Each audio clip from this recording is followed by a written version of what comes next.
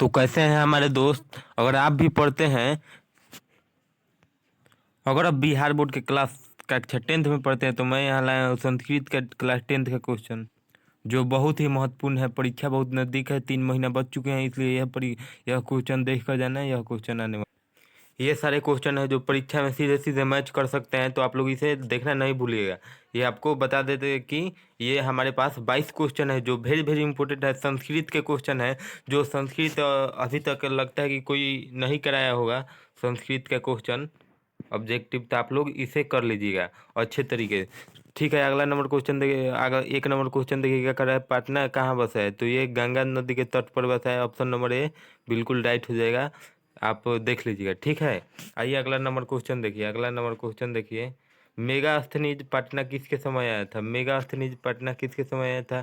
तो ये चंद्रगुप्त मौर्य के समय आया था। ठीक है, चंद्रगुप्त मौर्य के समय में, मौर्य काल में आया था। ठीक है, आप लोग इसे याद रखिएगा। 3 नंबर क्वेश्चन देखिए, पटना में कौमुदी महोत्सव कब मनाया जाता है? गुप्त वंश के शासनकाल में मनाया जाता था। ऑप्शन नंबर ए बिल्कुल राइट हो जाएगा। ठीक है, पाटलिपुत्र का नाम पटना से कब प्रसिद्ध हुआ? ठीक है, तो बताते हैं। तो तो इसका ऑप्शन गलत टाइप हो गया है। ठीक है, इसका मध्यकाल होगा। आपको बता दें कि मध्य या मध्यकाल होगा इसका आंसर। ठीक है, मध्यकाल इसका आंसर एकदम राइट हो जाएगा। ठीक है, आप लोग इसे याद रखिएगा। अगला क्वेश्चन देखिए, गांधी सेतु पुल कहाँ अवस्थित है? गांधी सेतु पुल कहाँ अवस्थित है? तो भाई पटना में। ऑप्शन नंबर डी बिल्कुल राइट हो जाएगा।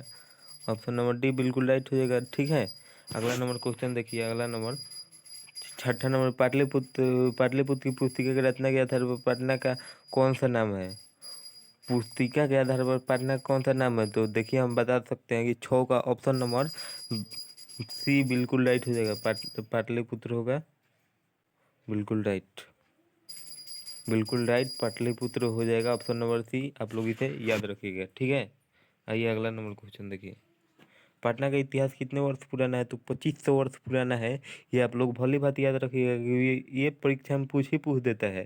देखिए, ऑप्शन नंबर ए बिल्कुल राइट हो जाएगा। ठीक है, ऑप्शन नंबर ए बिल्कुल राइट हो जाएगा। अगला नंबर 8वां नंबर क्वेश्चन देखिए, कुमारगढ़ कुमार संभव काव्य। देखिए, ये कुमार संभव नहीं होगा।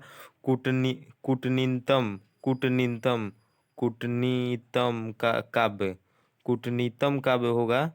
ये आप लोग भली बात याद रखिएगा। यहाँ भी गलत टाइप हो गया है। तो कूटनीतम का ये आपको किसको पता है? पता है किसका है? तो ये है Damodar Gupta. Option number B बिल्कुल राइट हो जाएगा। ठीक है, अगला नंबर क्वेश्चन देखिए। अगला नंबर क्वेश्चन देखिए, 9 नंबर, राजशेखर की कौन सी रचना है? राजशेखर की कौन सी रचना है? तो राजशेखर की कौन सी रचना है? तो भाई काव्य मीमांसा राजशेखर का रचना है। ठीक है, 9 नंबर ऑप्शन नंबर ए बिल्कुल राइट हो जाएगा। ठीक है, अगला नंबर क्वेश्चन देखिए। अगला नंबर क्वेश्चन अगला नंबर क्वेश्चन देखिए, 10 नंबर, कौमुदी महोत्सव किस ऋतु में मनाया जाता है? तो कौमुदी महोत्सव शरद ऋतु में मनाया जाता है। ऑप्शन नंबर ए डी बिल्कुल सही याद रखिएगा। ठीक है, अगला नंबर, यूनान का राजदूत किसे कहा गया? तो यूनान का राजदूत मेगास्थनीज को कहा गया। यूनान को राजदूत मेगास्थनीज को कहा गया। ऑप्शन नंबर सी बिल्कुल राइट हो जाएगा। पटना की नगर पालिका देवी कौन है? तो ये पटन देवी है। आप लोग भली भांति जानते होंगे, पटना की देवी एक है जो बहुत ही प्रसिद्ध है, पटन देवी कहा जाता है। ठीक है, ऑप्शन नंबर सी बिल्कुल राइट हो जाएगा। भगवान बुद्ध का आगमन किस नगर में बहुत बार हुआ? तो ये है पाटलिग्राम।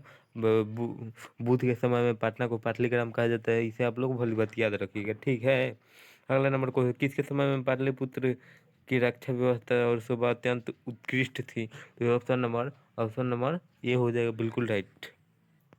तो इसका ऑप्शन नंबर ए बिल्कुल राइट हो जाएगा। ठीक है, option number A Chandragupta Maurya के समय में।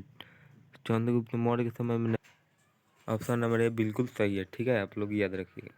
फूलों का अधिक उत्पादन कहाँ होता था? फूलों का अधिक उत्पादन कहाँ होता था? फूलों का अधिक उत्पादन पाटलिपुत्र में होता था। ऑप्शन नंबर बी बिल्कुल राइट हो जाएगा। ठीक है, याद रखिएगा। अगला नंबर क्वेश्चन देखिए। पटना किस राज्य की राजधानी है? तो ये बिहार राज्य की राजधानी है। ठीक है, ठीक है, ऑप्शन नंबर ए बिल्कुल राइट हो जाएगा। पटना के उत्तर में कौन सी नदी बहती है? पटना के उत्तर में कौन सी नदी बहती है? तो ये आपको हो जाएगा, ये आपको हो जाएगा। देखिए, हम आपको बता दें, 17 का ऑप्शन नंबर सी हो जाएगा। गंडक नहीं होगा, ये गंगा होगा। देखिए, ये गलत दे दिया है, गंगा हो जाएगा। Ganga, Ganga. Option number C बिल्कुल राइट हो जाएगा। ठीक है, एशिया का सबसे बड़ा पुल किस नदी पर है? तो ये है गंगा नदी पर। ऑप्शन नंबर ए बिल्कुल राइट हो जाएगा। ठीक है, आप लोग इसे याद रखिएगा। गोलघर कहाँ अवस्थित है? गोलघर, ये तो बहुत आसान आसान क्वेश्चन दे दिया है, पटना में है। गोलघर पटना में है, ये कौन नहीं जानता।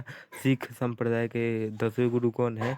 ये उनका जन्म कहाँ हुआ था? तो पटना में हुआ था, पटना में में हुआ था। बृहस्पति कौन था? तो मिथिला का मंत्री था। बृहस्पति कौन था? तो मिथिला का मंत्री था।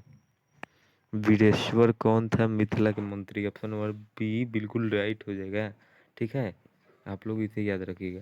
लास्ट नंबर क्वेश्चन अलस क्या था? अलस साला में आग क्यों लगाई गई? आक्रमणकारियों का परीक्षा लेने के लिए। ऑप्शन नंबर ए बी बिल्कुल राइट हो जाएगा। ऑप्शन नंबर बी बिल्कुल। तो मिलते हैं किसी अगले वीडियो में, तो जय हिंद, धन्यवाद।